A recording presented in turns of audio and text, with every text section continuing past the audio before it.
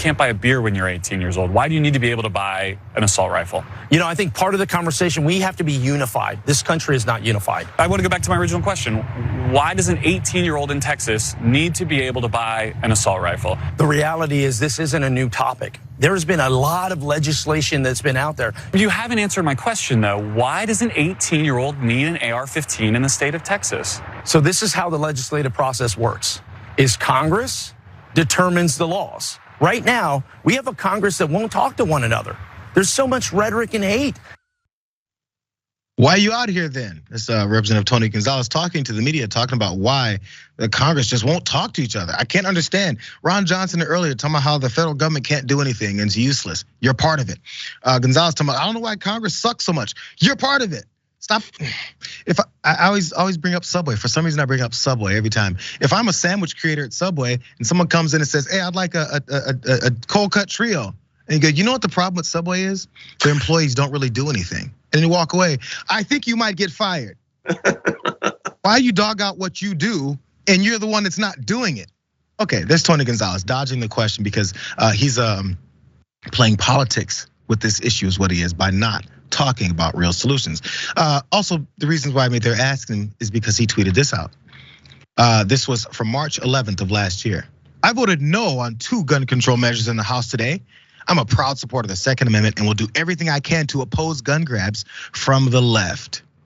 So now that they're posing this as gun grabs from the left, hidden apparently behind 19 dead children, are you still standing behind that tweet?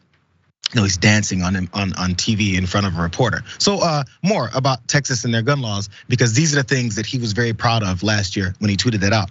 You gotta be 18 to buy a handgun or a long gun, but there's no minimum age to possess firearms under the Texas law. And that's according to the Giffords Law Center. Parents and legal guardians are allowed to give written permission for one to be sold or given to a minor as a gift. Under federal law, which does not preempt state law, you must be 21 to buy a handgun from a licensed dealer, but you can buy a rifle at 18 as long as it's not prohibited. There's no minimum age for the sale of a rifle or from an unlicensed dealer, but it's illegal for someone younger than 18 to possess a handgun except during hunting and self-defense situations. Is this not confusing enough between the 18 to the 21s to the handgun versus the AR-15 and assault weapons, as long as it's not modified, as long as you didn't get it from that person, maybe a gun show, maybe you're online, parent gave it to you on your 16th birthday, but promised not to kill anyone till you're 18, then they're proud of you.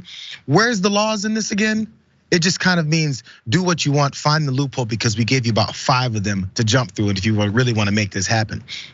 Let's jump down to this next slide, because Adam Kinzinger is the one Republican, and we're gonna do a bit of a scale here between one to another, that's thinking about this as a representative of his constituents. I think it's because he's leaving Congress. Watch what he had to say. We just raised the age of purchasing cigarettes, for God's sakes, to 21.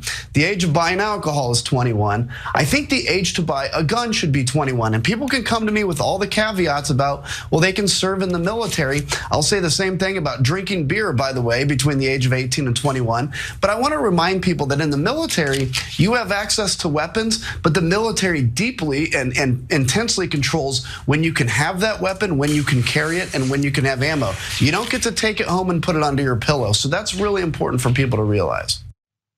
What are your thoughts, David?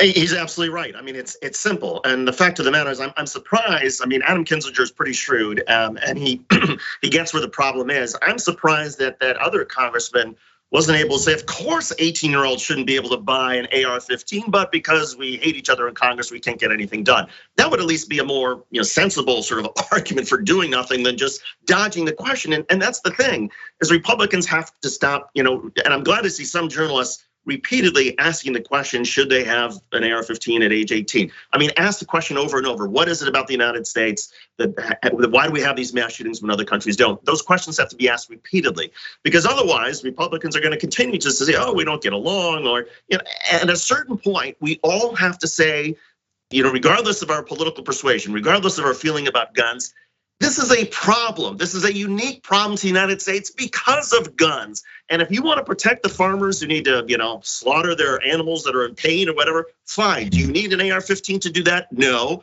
I mean, there are ways that people can appeal to these constituencies who are worried about their guns being taken away, and at the same time protect our kids who are getting massacred. Let's make the full connection here, because there's lots of desperation, struggling, anger because of that desperation and struggling. This all kind of, it's born from the situation we have society-wise, economically in the country, where we're keeping people down with legislation when it comes to their lives, them going forward. We're gonna get to it in a second when we talk about Herschel Walker and his son in more detail. But if there's more opportunity, more access to this opportunity we say we have as Americans, maybe people are less stressed. Maybe they're less bullied. Maybe they're less at the verge of, should I kill myself because I don't know what I'm gonna do as far as my life. I just lost my job. There's no access points here. There's desperation in the country, and that leads to anger and violence, and then pitting people against each other. And it gets facilitated by politicians and pundits that like to say, you know who's coming after you? That's stressful, man. You're stressing people out, and then you say, take this gun. What do you think is gonna happen?